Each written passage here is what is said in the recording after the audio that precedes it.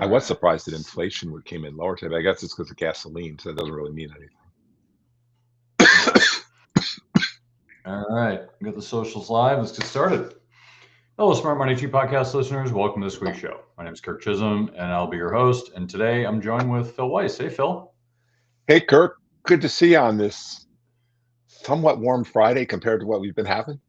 Yeah. I can't wait for those ice dams to flood and flood my house like they did 2 weeks ago. It's going to be Oh no. glorious. Joys of home ownership. Yeah. Yeah, it's good times. Good times. Well, I've learned all the things not to do, and I can tell you if you ever have ice dam problems, please call me because I know everything about ice dams. I'm Will now a do. world-renowned expert. Yeah, my worst experience when we first moved here, we are on wells and we lost power for 7 days. And when you have well water, you don't have any water when you lose power. And that's why we have a generator. That was what my big learning was from that experience. That's on my list of things I need to do. Um, yeah, it's funny. There's a website. It's called despair.com. It's been around since like 2000. I found it then. It is glorious. It's like those motivational posters, but these are demotivational posters. One of my favorite ones is a picture of like a ship going down, like the Titanic, and it says mistakes. I'm going to see if I can actually pull this, and I'm going to share the screen because it's glorious, and hopefully they won't sue me because I'm giving them credit. But yeah, it's called. Come on, there we go. What the hell? Here we go. Mistakes. It could be that the purpose of your life is only to serve as a warning to others.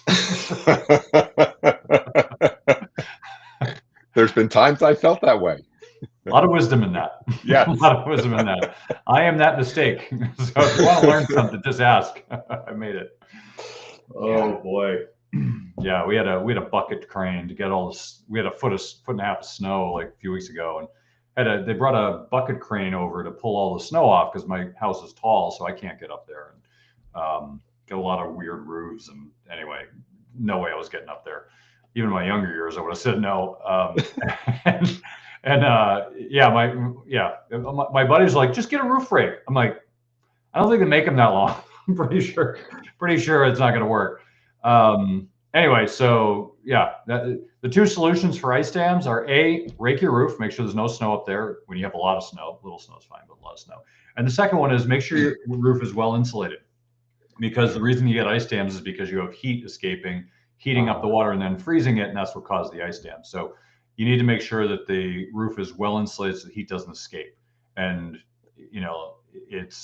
we're gonna have to go through all this, but anyway, that's everyone says like, oh yeah, that's the solution. So yeah, it's funny you say you didn't do that. When the first house that my wife and I had after we got married, it had a spot. It was a center hall colonial, and where the roof to the right of the center hall and where the center hall part was, there's this big gap, and leaves would get up there.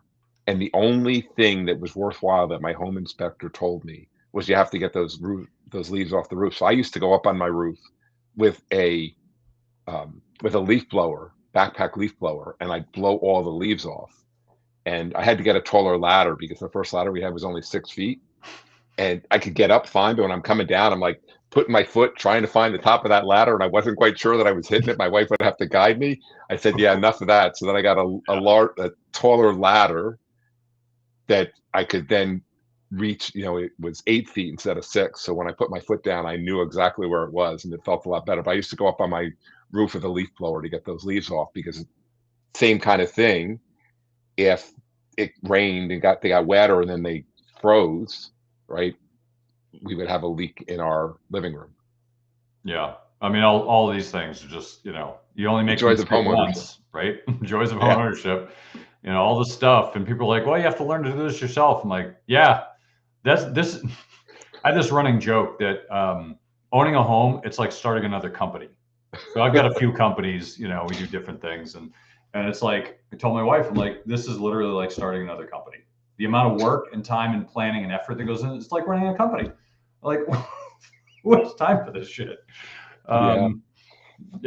I get it. That's why we've decided that when the kids are done with school and they've all moved out, we're moving somewhere else where all those things get taken care of Condos. instead of because arranging for all that stuff for your house, even if you don't do it, it's still a lot of work to find the people to do all the stuff that needs to be taken care of. Yeah. So before this, people on the podcast know we rented for like 5 years, thinking we'd get a dip in real estate, which we didn't get. But anyway, so before that, we owned a condo. It was great. We literally worried about nothing. Yeah. Nothing. It was studs in. That was our responsibility. Anything in there, that's my responsibility. You know, if the water tank leaks, that's me. But if you wanna make sure you de-ice the sidewalks, you wanna take care of the garage, you want the carpets in the hall, like, vacuum, not my problem. The association deals with that, right? Right. I just have to deal with inside. It is so simple.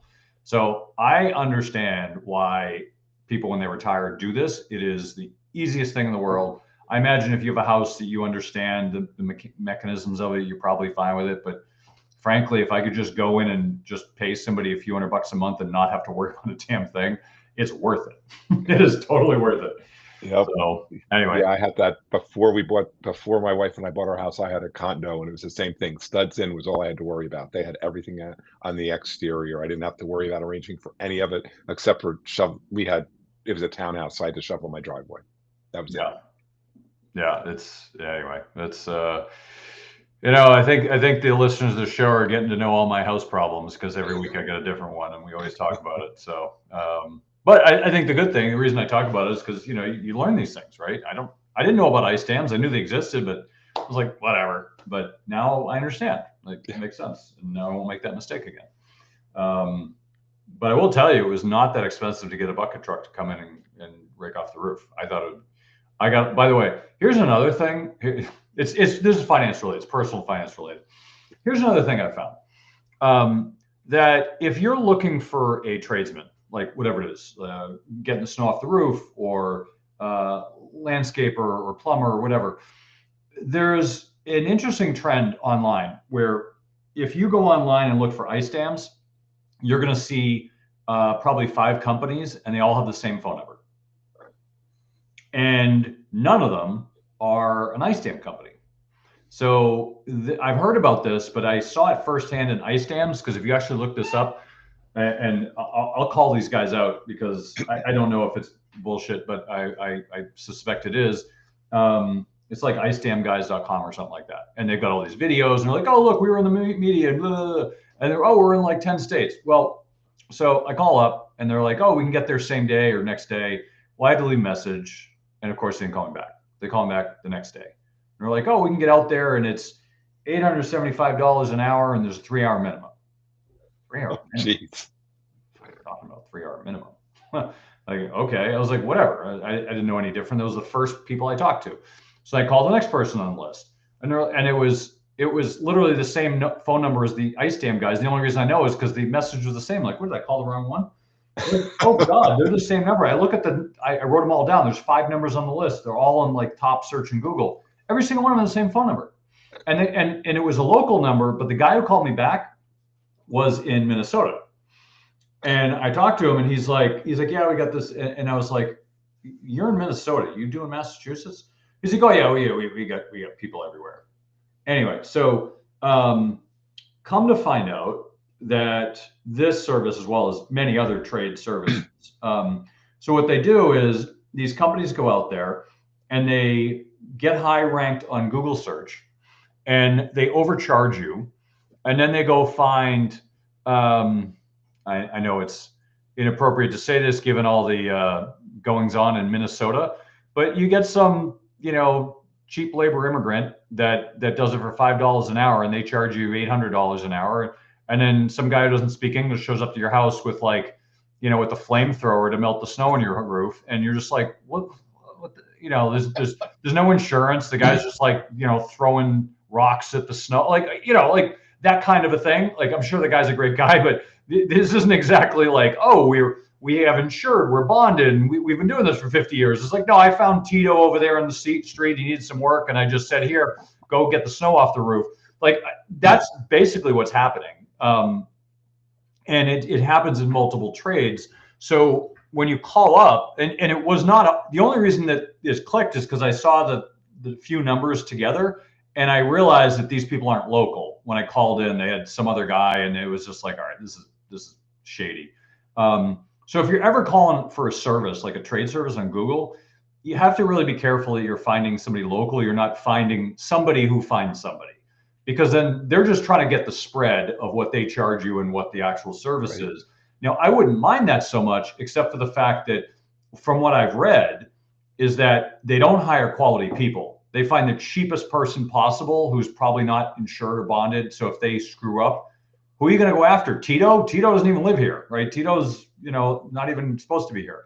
Like, that's the problem that I've seen is out there, and it's I guess it's pervasive. So you have to really find a local company, and so I went out and I found like a few local people, and I asked, and they found local.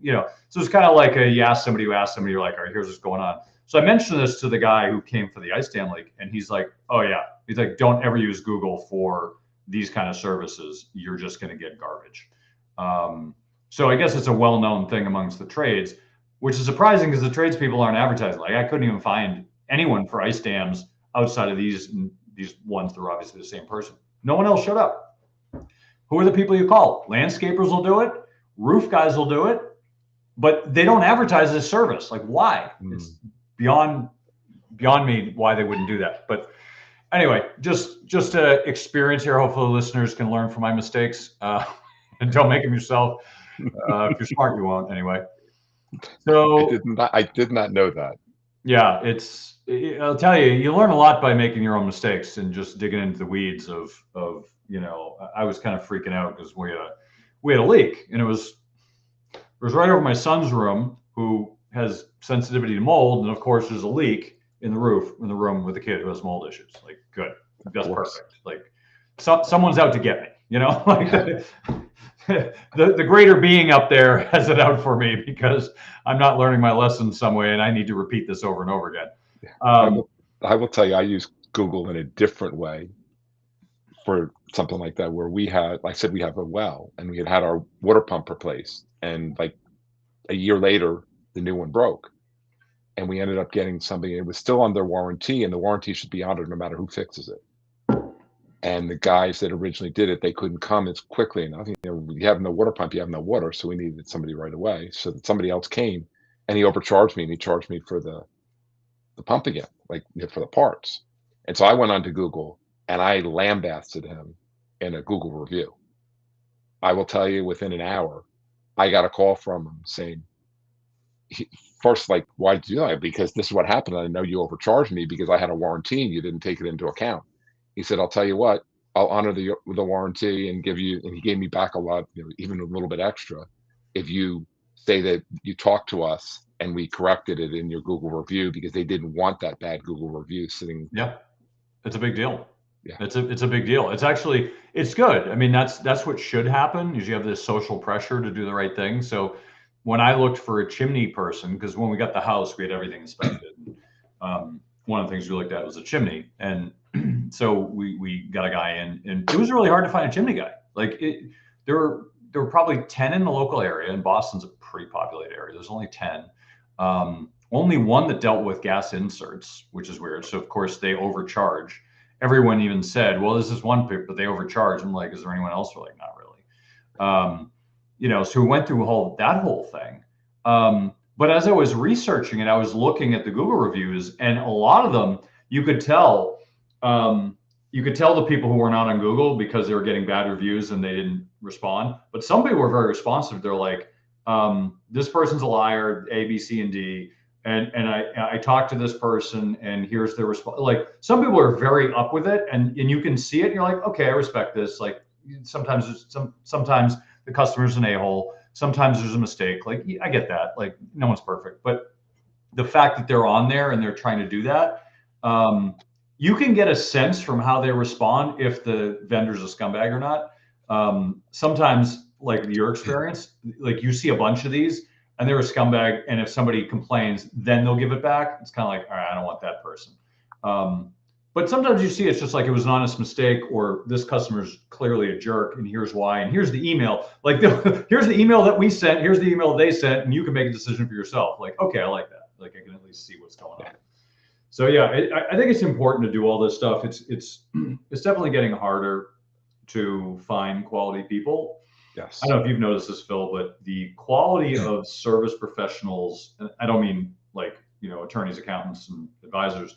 I mean, like, including tradespeople and other people, like the quality of service is just going to hell in the It is. last 5 years or so. It's gotten a lot worse since COVID. I don't know. Have you seen that too? I have, and the other thing I've noticed is, like, some of the people that we work with that were quality, they've kinda given up and they don't wanna do it anymore, and so now you're left with even worse choices because the good ones have just left, so and the bad ones remain behind. It's really unfortunate, and to the pricing, like, I've noticed they look at you where you live, and Yeah. they'll decide, "Oh, you live in a nice neighborhood, we should charge you more," and so when you call and get quotes, you can always tell which guys are doing that because their quote will be very different than somebody else's who's just pricing it more for what the job should really cost. Well, a secret to that is what you have is if you have an office in an area that's less well to do, which, typically if you're not like commercial offices and more like industrial areas, like in our area, it might be like Framingham, which is tons of retail, highways. There's some nice places, but it's a little both. So if you're in like a nice town, like, yeah, where are you from? Like, oh, I'm from this town. And, I always do stuff like that. I always give them like a lower socioeconomic town so I can get an honest quote. And they're why doesn't this match up? Like, well, you asked me where I was. You didn't ask me where the house was. Because at the end of the day, it shouldn't matter, right? But you want to scope those people out. I could tell you that just from my work with like the heating, like we have to replace a heating unit, an air handler, which is fun. And we've called a lot of people, and you can tell like some people are like basically pulling you over the barrel, like clearly, and you see the difference in the pricing, and you're like, all right, I'm never calling you ever again. Yeah. And some people just get away with it because they can, right? And it's not like a peak service kind of thing. It's more like this is something you could do in the next 3 months, so it's not peak service. It's but you're clearly taking advantage of me. You know that you're just trying to upcharge me. I will literally never call you ever again. Yeah. I did this with the heating because at first I didn't know who our people were, so I just called anyone, and this guy basically double charged us, and I was like, "F this guy!" Like I'm not, like gave me quotes, and I was like, "I'm never calling you again." Like this is Yeah, ridiculous.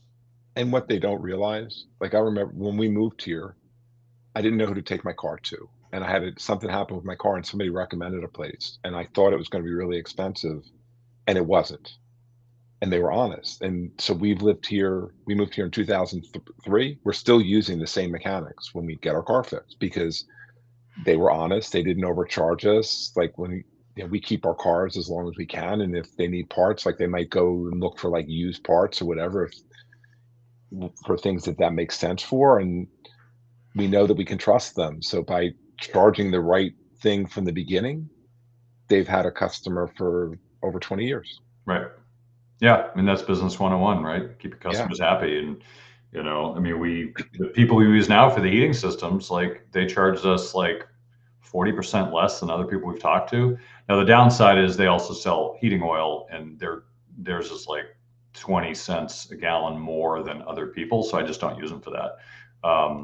They try to rope you in, and I'm like, no. Like, why don't you guys just charge less? You don't need that much profit, but I get it. They make it up in different areas. But at least with the service, they're honest. Like, came out a bunch of times, they don't charge you for it, and you're trying to figure it out. But those are the people I like. Somebody you can yeah, work with. Like, you got to make money. I totally get that, and I want to pay people what they're worth. But like, if you're going to come out and do a shoddy job and then overcharge me, like, f you, buddy. Like that's not cool. Um, but yeah, that's how you learn. And look, I mean, that's how people get referrals, right? We that's have right. house cleaners we got, and how do we find them? We literally asked our friends in the area, like, who do you use? They're like, no, we use these people. They have been phenomenal. You got these four Latina girls that come in and clean the house, and they are lovely, and they're just so quick, and they do a great job, and they're off to the next house. And it's a system, like, but everyone uses them, and they're just so good, and they're so pleasant. And just so friendly, and like they're petting the dogs, like, no, no, no, she stole this, and they're like, don't worry about it, the dog's fine. But like, like it takes you, like, that's how businesses should run, right? You just Yes. ask the people in the neighborhood, like, who do you use, who works, and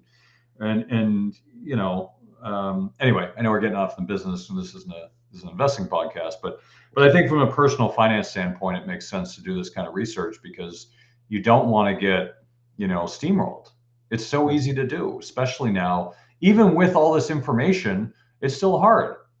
I'm not an expert in plumbing or heating systems. I don't want to become one, right? I'm not an expert in roofing and ice dams. I don't want to become one. Finding a good quality person you can talk to about it that's not going to rake you over the coals is important, and it saves you a lot of money, especially when costs are going up across the board. Yeah. So anyway, I want to start with I'm going to call it a chart crime for the moment. So here's what we're going to do. So right now we are looking at the Japanese 10-year bond yield. Now, Phil, I'm sure you're no slouch when it comes to what's going on in Japan. You heard what's going on over there? A little bit. I haven't followed it overly closely, but a little bit, yeah. All right. So basically this is what's going on. 2022 is at 0% for the 10-year, and now it's at 2.25. Now, ordinarily, you might say, whatever, who cares? But look at this rise. It was at 0, and then it went all the way up to 2. Look at that. It's a huge spike. That's crazy, right? And this is the message that everyone's talking about. Oh my God, Japan's going to blow up. The yields are going through the roof, and it's going to go straight up, and the currency's going to blah, blah, blah, blah, blah, blah, blah, blah, blah, right? Here, I've been literally hearing every single day. And look, this spike here in December and January is pretty big. It's pretty scary. Went from 1.6 up to 2.25. Like, wow, that's big. But what they're not telling you is is this. And I thought I had these on the same thing, but I don't. Let me see if I can get these on the same page so that it's more. Here it is. Okay, there we go. Oh, shoot. I'm showing this. All right. So, all right, here's the chart. Oop, what do we do here? Okay. You disappeared for a second. Okay. Yeah, sorry about that. So we started here, and here's the real chart. You pull back quite a few decades, pull back 50 years. Right. Here's the real chart, right? So where we are now is just a bit above where we've been for the last 25 years. Okay. Yes, from right around 2008 until 2022, it was going down and went to 0 for a bunch of years, but now it's back to kind of the equilibrium. Now, is it going to go higher? Maybe, but we don't know. What people are afraid of is that with the higher interest rates, that Japan's going to be in trouble. Oh my God, the world's going to implode. Japan's going to be bankrupt because they can't pay their interest. Yes, they have like a 400% debt to GDP. It is very dangerous for sure. But you know what? You know who owns that Japan debt?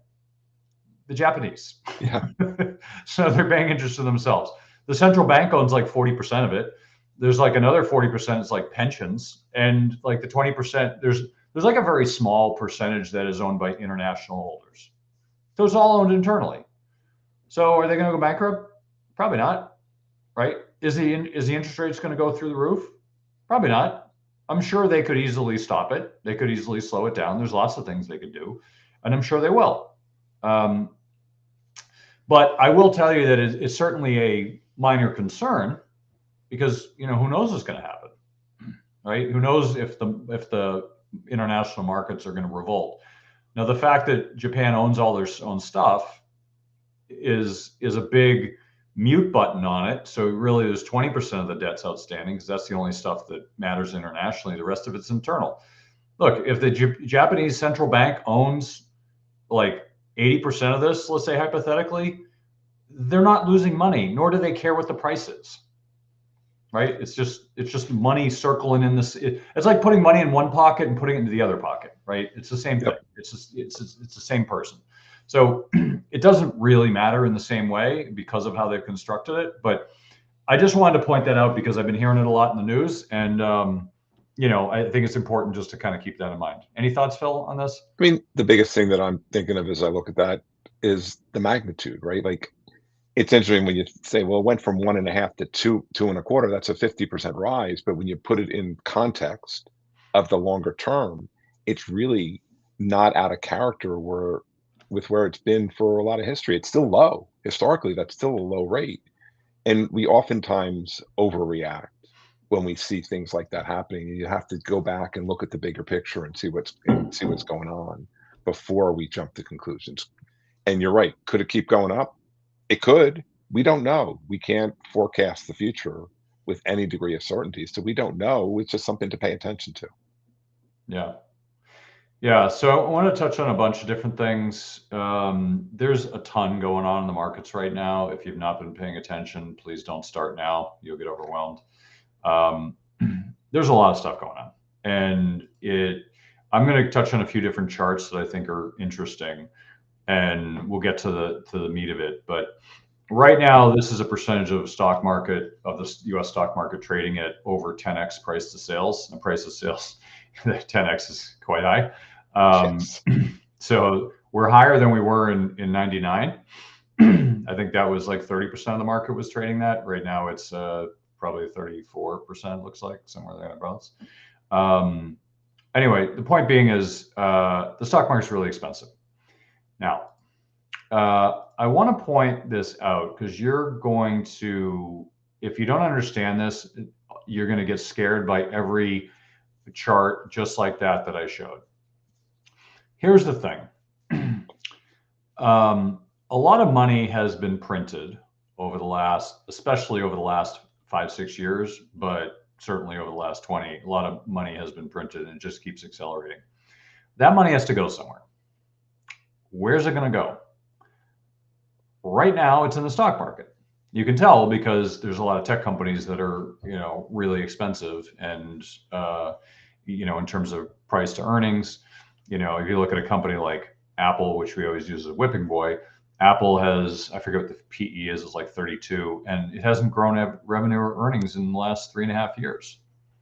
Doesn't mean it's a bad company. It just means it's not growing. And if you have a PE of 32, that means you should be growing at approximately 32% if you want to keep up. And it's not. So why is it that expensive? They're not the only ones, right? And they're the biggest whipping boy because they're one of, if not the biggest. Other companies at least are growing their revenues. Apple's not even growing. So, keeping that in mind is really important when you think about valuations. But, we talked about this a little bit last week. There is a big rotation going on right now. And if you're in tech, if you're all in tech, you got to be careful because money is starting to flow out of tech into other areas of the economy. Staples is a big one. Utilities is a big one. I'm sorry, not utilities. Industrials is a big one. Energy is a big one. Those are getting the meat of the investment dollars right now are going in those areas. Utilities and industrials, utilities just starting to pick up right now. And was the other one? Healthcare. Healthcare is another one that's a boring stock. So if you think of the boring stocks, not the boring company, but the low beta boring stocks, the cigarettes, alcohol, diapers, Kleenex, the boring stuff, right?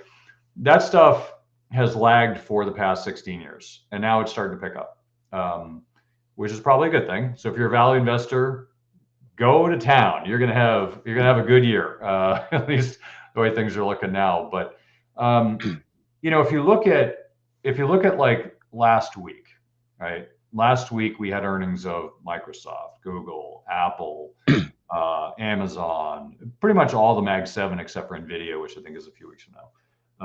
But I think it was almost all the Mag 7, I believe, were last week or the week before, and they did not fare well at all. It was actually quite ugly. And if you look at tech, pretty much every big tech that I saw was standing. Google held up okay. They were down, but I think they held up okay. And I think Meta's held up okay. Apple's held up okay too. But if you think about it, like the sentiment around those are all bad, but the other ones seem to have hold up before. Here's I'm going to share earnings for last week. And I'm sharing this because we showed the week before, it was mostly tech. Last week, you had CVS, Coca-Cola, Ford, Marriott, McDonald's, Kraft Heinz, Cisco. Cisco did not do well. No, it did not. Albemarle, HubSpot, Zotis, Coinbase. I haven't looked at all these today, but you had a bunch of these, right? You had AEP in here somewhere. Maybe that was last Friday. Anyway, so you're starting to see the stocks. So what we're starting to notice is that the tech stocks are all selling off hard. And the boring stocks, the low beta stocks, the staples, the diapers and Kleenex stocks, they are actually doing fine. And utilities have actually done well. If you look at what's done well and what hasn't, it's surprisingly, here it is, AEP's right here. So if you look at these, surprisingly, it's pretty clear cut. Certain sectors are doing well and certain sectors are getting crushed. And so this is what we call a rotation.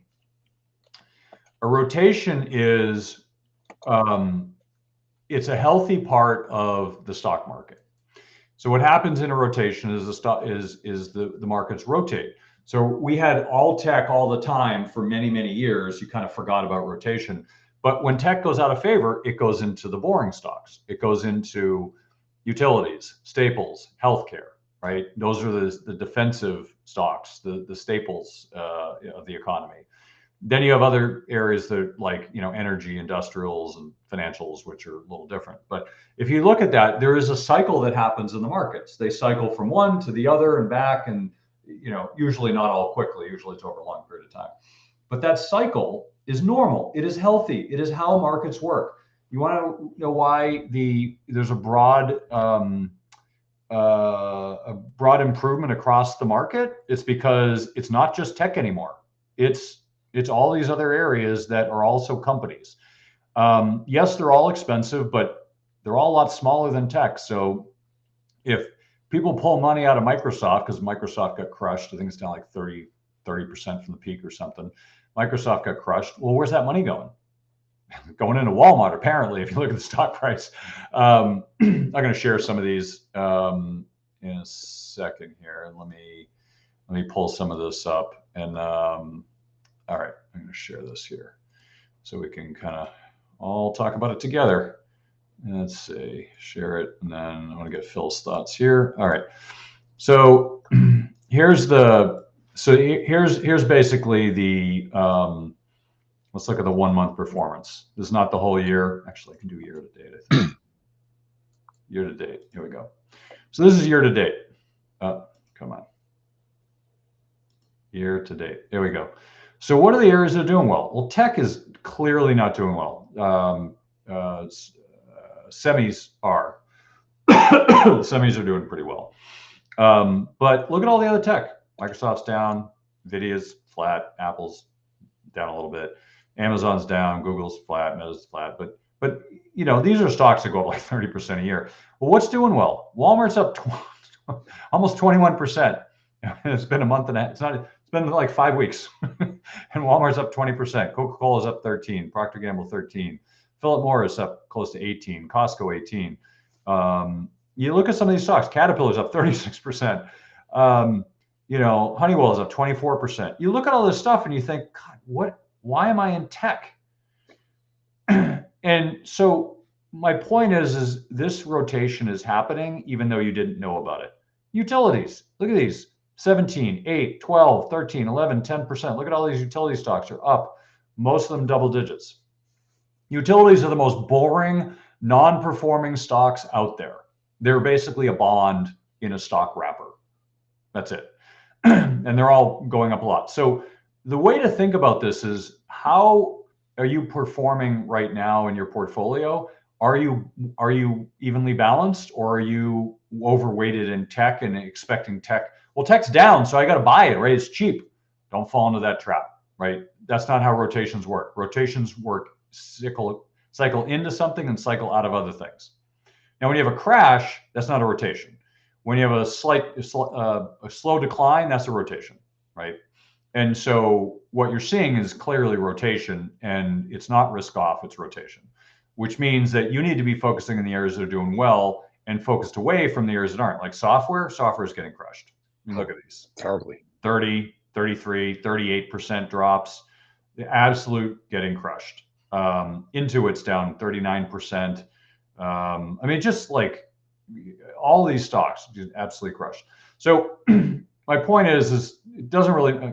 It's some of these, yeah, some of these other ones are, but point being is if you look at all the tech that kind of, yeah, Apple 11's not doing great. I mean, you can kind of go through this yourself, but my point is you don't need to be an expert in everything, but you do need to be aware of the rotations happening, because if you think this is high now, wait until all the tech people realize, hey, we're done with tech, and then they start to flood out into these other areas.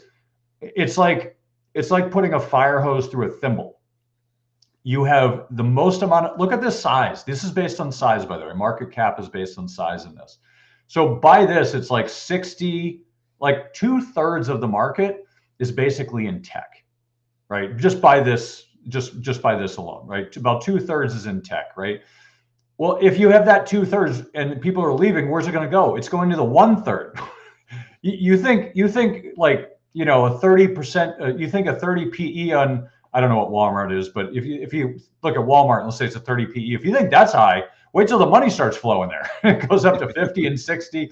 That stock's not growing at 50%, but the money has to go somewhere. So my point is we have a lot of, and I call it energy, right? The money flows, I think of as energy. The energy has to go somewhere. It's going from one place to another. It's going to these other areas very clearly from this heat map. So it doesn't mean you just sell all your tech and just goes running and screaming down the street. It means, thoughtfully reconstruct your portfolio so that you're in areas that are making money and you're out of areas that are losing money. I dipped my toe into one of the software companies last week. I was wrong. I got out, and I'm waiting. I'm not going to try to pick the bottom. Much like crypto, if you want to know where the bottom is, just wait until no one's paying attention to it and everyone hates it. That's usually the bottom, right? When no one when it's down, it could probably go lower, but no one's talking about it. Like it's just not news anymore. That's usually the bottom. It's not. It doesn't just happen in a day and then spike back up. That's not normal. That's a market crash. When there's a specific sector doing it, it usually turns into a whimper, and then some years later, it kind of gets back into. Anyway, I've done a lot of talking, Phil. How are you seeing all this?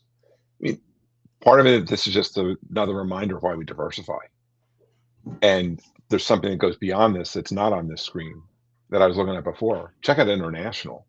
Like if we go through last night, close because I it's not updated for today. But if you look at the S&P through last night was down point like if I use an ETF, so it might not be exact, but I'm using ETFs here, was down 0.1%.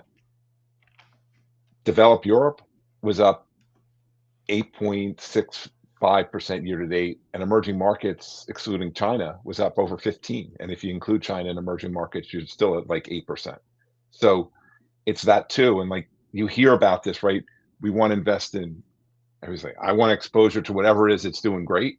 And then when it flips, that's why we diversify so that when it flips, it gives us some cushion and some protection. And we definitely are seeing a rotation. It's interesting to me that utilities are doing well only because part of utilities business, like something that's helped utilities, is a lot of the stuff that's going on that's benefited tech, right? Because AI requires a lot of power. And so the utilities have been spending a lot of money, but that's really what kind of set the market off to me in terms of these large tech companies. When Microsoft and Google and Amazon, and I know Google's not down as much as the others, but when they came out and said how much they were going to be spending, that's what really got the market.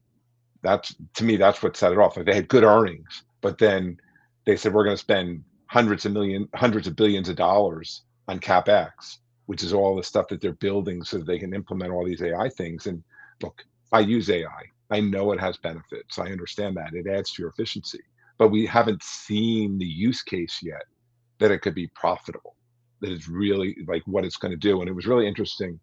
I was listening to a podcast and they were saying that if you look at the Super Bowl, the ads in the Super Bowl this year, the most dominant thing in the ads was AI, right?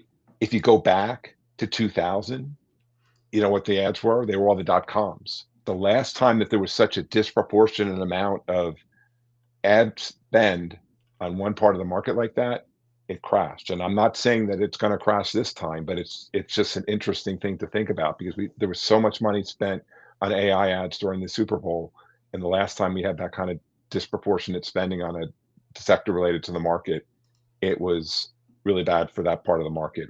That's, we had the pet.coms and all those companies that no longer exist. Or I mean, even Amazon, like that stock went to almost nothing. And then the other thing I'd love to say, so um, we think a lot of times we want to chase the stocks on the way down because they're going to come back. And you're right, we don't know the bottom. And a lot of times that's not the right strategy because we're trying to catch a falling knife. You can actually do better. Like the things that have gone up, they've demonstrated that they're good, that they're going to continue to go up. And like I'm not suggesting momentum per se, but just stocks that are doing well and companies that perform well, they tend to perform well over the long term. We can have pullbacks along the way, but you just have to be careful. You don't want to just start chasing them when they go down and catch that proverbial fallen knife because a stock that goes down 90% is a stock that went down 80% and got cut in half. Yeah. Well, you can find that in crypto, that's for sure. Yeah. There's one quick thing I want to mention about that, and I'll get back to Phil here. You know, one thing that's been happening, and I want to bring up this chart because I think it's not perfect, but it's as instructive as I could find because a lot of people don't talk about this. So if you look at crypto for the last X amount of years, there were you could get Bitcoin and Ethereum through closed-end funds. And then I forget when it was, 2023, 22, I don't know. No, was it 24, right? That's 24. 24 when Bitcoin went live with the ETF. But first, before that, Bitcoin futures were allowed.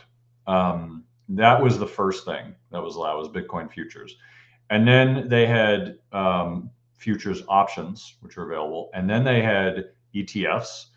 And then they had ETF options.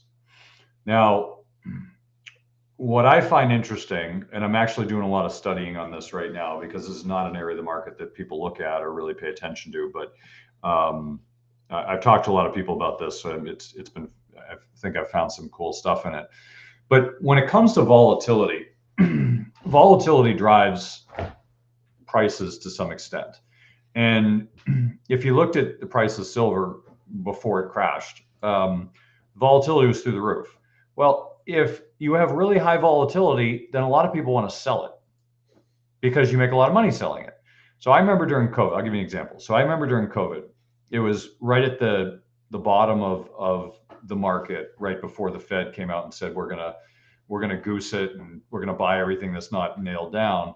And the market started to rocket. But right before that, I remember looking at the options, and it was, I think the VIX had hit the highest ever. It was 80. It was the highest it's ever been, or tied to the highest. Anyway, I'm not sure it could get any higher. Anyway, so it was 80, and I was looking at the options like, this is crazy. I could sell a cash covered put right here and get 35% a year. I mean, literally, it was like a 12-month thing. I get 35%, which means that worst case scenario, if the market goes nowhere, I make 35%. If the market goes down 35%, that's where I break even. So like, I couldn't make any more than 35, but I have a 35 protection. So if the market went down another 35%, I'd be in good shape. That's really hard to beat. And that's at the money options. That's really hard to beat. I've never seen anything like it. So I'm just mad at myself for not doing it. But in hindsight, like, okay, when you look at, silver at the peak, a lot of big firms, and I suspect some of the banks, came in and started selling volatility. They're like, hey, we're making a lot of money here. Let's sell volatility. Why not? And everyone came in and just started pushing the prices down. Well, what does that do? It knocked the price down. And so when you look at things like crypto, there's still a lot of energy around crypto. It's dissipating. I'm actually trying to pull it up now. Um, it spiked about a week ago. It's definitely come down a lot. But why do people invest in crypto? I mean, I'm just going to talk this frame, and we can talk about it next week. Why do people invest in crypto? What do you think, Phil? Why do people invest? I mean, because they think that it's going to go up and that they can make a lot of money, and because it's done well, and like they see where a lot of times they see where it was, and they think it can go back, but it's speculation more than anything else, and they're speculating it's going higher. Right. So I'm going to simplify what Phil said. They're willing to take risk, and they feel that crypto is the best way to do that. So if you're looking at 10 options, right, you say, I want to take risk. What do I invest in? Well, this one's going up 10% a day. This one's going up 1% a day. Well, I want the 10%, right? Because that's risk I'm willing to take. The 1% is boring. I'm going to put all my money in crypto because that's where the movement is. That's where the energy is. And so as long as the energy is there, people want to be attached to it. But what if the energy is not there? Right? What if people aren't interested in crypto? What if it's not moving? What if there's no volatility? What if it's just dead money? It's just sitting there. Well, then people leave and they go find somewhere where there's hot money. So, one of the reasons I think that crypto lagged at a certain point in the fall is because the precious metals started to take off. People started putting money there. That was the hot money. It took off. Okay, well, those crashed, and I don't know if they'll go back, but anyway, it's certainly the volatility has come out of those. So, if I look at gold, volatility is picking up a little the last 2 days, but basically it's come off its high quite a bit. Silver the same. Well, no one's going to be interested in that because that's not where the hot money is. They want to go where the hot money is. Where is that now?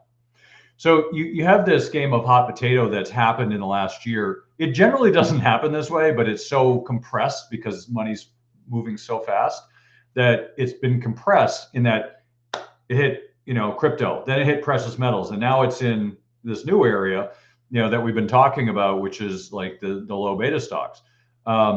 It's starting to go into bonds. I've started to notice it's starting to hit bonds right now. It hit utilities in the last few days. It's starting to hit staples. It's been hitting industrials for a while. It's been hitting energy stocks. So where's the money flowing? That's where it's flowing. Like, so you see these things, they're just taken off for no reason whatsoever. And why are staples going so high? Why are industrials going so high? There's no reason for it. We didn't all of a sudden everybody just was a millionaire and they started spending money. It's the same thing. So understand that we're going to start to see these bubbles, these pockets in the economy where things just start to take off because that's where the money's going. So those are the kind of things you need to pay attention to. If you're trying to pick the bottom in crypto, don't, because if you look at any crypto cycle, the bottom usually ends up with no one paying attention to it. Everyone's frustrated. They're done. I'm not touching crypto ever again. This is a bad idea. And then people stop paying attention, and then 6 months later it starts to spike up again. It's literally how every market happens like this. Gold, silver, crypto, doesn't matter what it is. Tech, it all does the same thing. Look at tech in the early 2000s. It spiked up for like 20 years and then 99, and it crashed in 2000, took 3 years to crash. And then Microsoft didn't start picking back up until 2014. Cisco just eclipsed their all-time high, I think, back in 2000. It takes a while, right? And people forget about it. That's where you want it to be. You want to focus on the areas that are where the money's going, not where it was. Where it was, you're just looking in the rearview mirror and be like, oh, I could do it again. Oh, look at this. It's such a good price. Believe me, I get sucked into this all the time. It's a human nature thing. But I'm just telling you how to think about it. Like, you need to, like, I was trying to cherry pick the bottom of the software company.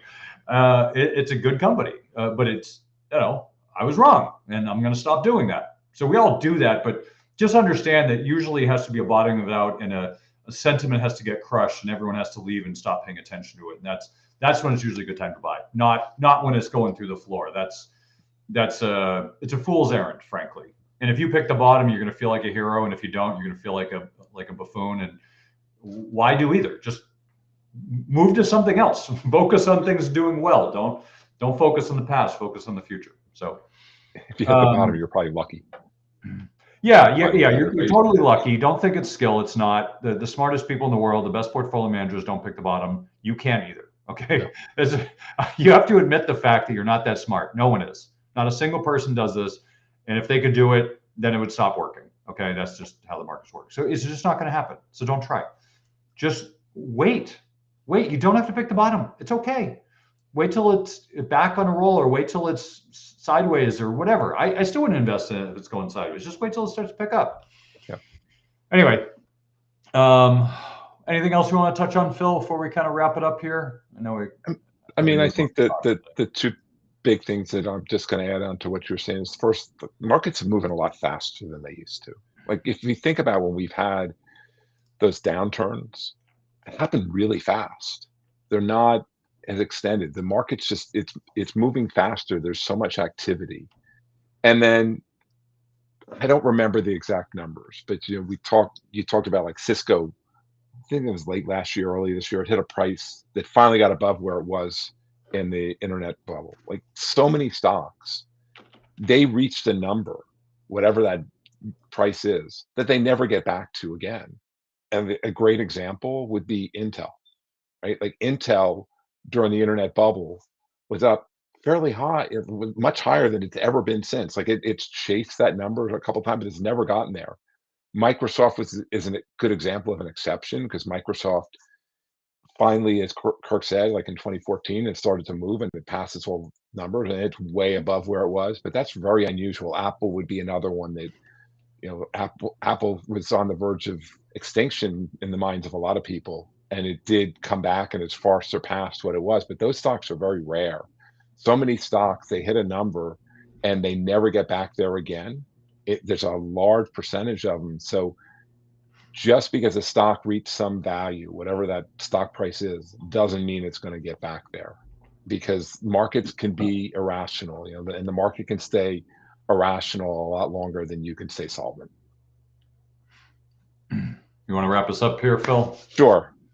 But I'm Phil Weiss, and I know experiencing big life transitions can be stressful. My job is to help empower women facing new beginnings with the financial knowledge and tools they need to make self-assured decisions. My firm's Apprise Wealth Management. We'd love to get to know you. You can visit our website at Apprise Wealth. That's APPRISE wealth.com. You can go there and read and sign up for our weekly blog. Thanks for having me today, Kirk. Enjoyed the conversation. Yeah, thanks for coming on, Phil. And that's the show for this week. Thanks again for joining us, Money Tree Investing Podcast. My name is Kirk Chisholm, Wealth Manager of Innovative Advisor Group. We don't just manage your wealth, we make your life better. You can find more about me at innovativewealth.com. And of course, you can find me every week here on the show. Please remember to subscribe to the podcast and the podcast app you're choosing. You can also check out the show at moneytreepodcast.com. On our website, you'll have access to the show notes, resources, and the archive shows. Please check out our YouTube channel. When you're there, please subscribe and leave a comment. Lastly, please leave a show rating and comment on the podcast app of your choice. Don't forget, do your own research. The show is for informational use only. We're not telling you what to think, merely how to think about investing. We're also not selling you products and services, so do not consider this advice. If you have any problems with the show, I blame Putin. Please send me an email to express your feelings. If you're seeking financial advice, talk to an oracle or a fortune teller, maybe just a licensed financial advisor. I'm one, but as I said earlier, I'm not selling anything, but I'm easy to find. Have a great week ahead, and remember, no one will care about your money like you do, so invest in your life.